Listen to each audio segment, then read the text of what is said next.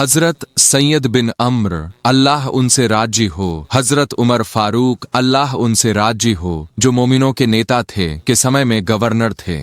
हजरत उमर की आदत थी कि वह शहर की मुख्य मस्जिद में जाते और आम लोगों से पूछते, क्या आपको अपने गवर्नर से कोई शिकायत है? जब हजरत उमर ने लोगों से हजरत सैयद बिन अम्र के बारे में पूछा तो उन्होंने जवाब दिया, हे अमीरुल मोमिनीन, हमें अपने गवर्नर से 4 शिकायतें हैं। हजरत उमर ने गवर्नर को बुलाया और कहा, लोगों को आपके बारे में 4 शिकायतें हैं। पहली शिकायत यह थी कि आप फज्र की नमाज के बाद लोगों से नहीं मिलते, आप उनसे केवल सूरज निकलने के बाद मिलते हैं। हजरत सैयद बिन अम्र ने जवाब दिया, मेरी पत्नी जिसने 30 साल तक मेरी सेवा की अब बहुत बीमार और असहाय है।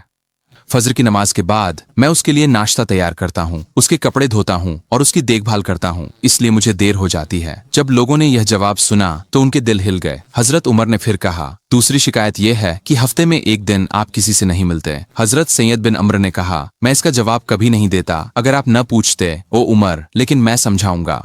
मैं एक गवर्नर हूँ, लेकिन मैं बहुत गरीब हूँ। मेरे पास केवल एक जोड़ी कपड़े हैं। हफ्ते में एक दिन मैं उन्हें धोता हूँ। जब तक वे सूखते नहीं मैं अपनी पत्नी के कपड़े पहनता हूँ, इसलिए उस दिन मैं बाहर नहीं आता। ये सुनकर हजरत उमर रोने लगे और हजरत सैयद बिन अम्र की आंखों से भी आंसू आ गए। हजरत उमर ने कहा, तीसरी शिकायत यह है कि आप रात में लोगों से नहीं मिलते। हजरत सैयद बिन अम्र ने जवाब दिया, दिन के समय मैं अल्लाह की मखलूक की सेवा करता हूँ।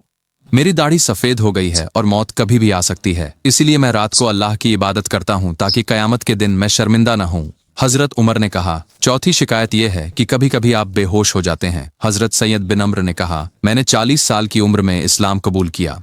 मुझे उन 40 वर्षों के अपने पाप याद आते हैं और मैं रोता हूँ, सोचता हूँ कि क्या अल्लाह मुझे माफ करेगा या नहीं। अल्लाह के डर से मैं कभी कभी बेहोश हो जाता हूँ। फिर उन्होंने कहा, ओ उमर, अगर इन शिकायतों की वजह से मैं किसी सजा का हकदार हूँ तो मुझे दे दो। हजरत उमर ने अपने हाथ उठाए और दुआ की, ओ अल्लाह, मुझे ऐसे और गवर्नर और शासक दे, मुझे उन पर गर्व है।